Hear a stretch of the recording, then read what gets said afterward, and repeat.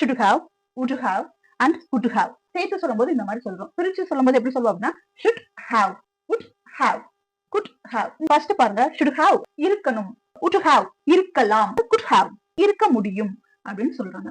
So இப்ப இந்த மூணு சென்டென்ஸுமே எப்படி இருக்கு அப்படின்னு ஃபர்ஸ்ட் நம்ம பார்க்கணும். வேர்ப்ல have வந்துச்சு அப்படின்னா பாஸ்ட்ல நடந்த விஷயங்களை பேசுற மாதிரி தான் இருக்கணும். have வந்துட்டாலே அதுக்கு அடுத்து வர்ற வேர்ப், மெயின் வேர்ப் எப்படி இருக்கணும் அப்படின்னா பாஸ்ட் பார்ட்டிசிபிள்ல தான் இருக்கணும். இதோட ஸ்ட்ரக்சர் எப்படி இருக்கும் அப்படின்னா ஃபர்ஸ்ட் சப்ஜெக்ட் எழுதணும். ஓகே, சப்ஜெக்ட் ஃபர்ஸ்ட் வரும், அதுக்கடுத்து வர வேண்டியது should have, would have, would have. இந்த மூணும் நம்ம யூஸ் பண்ணலாம். பட் இந்த மூணு வேற வேற சிச்சுவேஷனுக்கு வரும், அதையும் நம்ம பாத்துக்கணும். இப்போ இது உங்களுக்கு பேசிக்கா புரிய வைக்கிறதுக்காக இந்த மாதிரி எழுதியிருக்கேன். ஓகே, பாஸ்ட் பார்ட்டிசிபிள் அப்படின்னா தெரியும். டேக், டுக், டேக்கன். ஓகே, அந்த தேர்ட்ல வருது இல்லையா, அது எல்லாமே past participle. Write, wrote, written. Complete, completed, completed.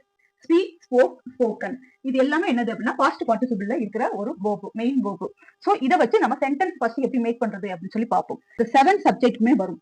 I, you, we, they, he, she, it. இது தவிர்த்து நேம் வரலாம். நேம் வந்து மெயிலா இருக்கலாம், ஃபீமேலா இருக்கலாம். அதை வச்சு எப்படினாலும் பயன்படுத்திக்கலாம். இப்போ ஹி, அவன். Okay, he should have taken. அவன் எடுத்திருக்கணும். பாஸ்ட்ல செஞ்ச மிஸ்டேக். ஓகே, பாஸ்ட்ல செஞ்ச மிஸ்டேக்கு நம்ம இதை பயன்படுத்துவோம். மிஸ்டேக் பண்ணாலே என்ன செஞ்சணும், வருத்தம் தெரிவிக்கணும். இந்த ரெண்டு விஷயத்துக்குமே நம்ம என்ன செய்வோம் அப்படின்னா should have பயன்படுத்துவோம். அப்போ he should have taken எடுத்திருக்கணும்னு சொல்றாங்க. அப்போ அவன் என்ன செஞ்சுட்டான், எடுக்காம விட்டுட்டான், அது அவனுடைய தப்பு. ஓகே, அது அவனுடைய மிஸ்டேக். சோ இந்த மாதிரி மிஸ்டேக்கு நம்ம should have யூஸ் பண்ணுவோம். அதுவே பாருங்க, he would have taken. இங்க would have சொன்னா எடுத்திருக்கலாம். he would have taken அப்படின்னு சொல்லும்போது அவன் எடுத்திருக்கலாம்.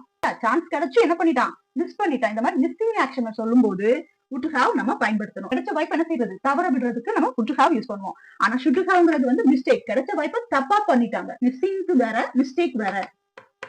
அதுவே இது would have spoken English.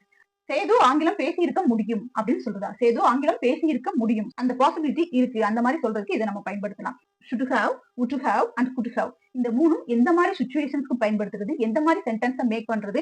இந்த பாஸ்ட் பார்ட்டிசிபிளோட நம்ம சென்டென்ஸை ஃபினிஷ் பண்ணணும்ன்ற அவசியம் கிடையாது.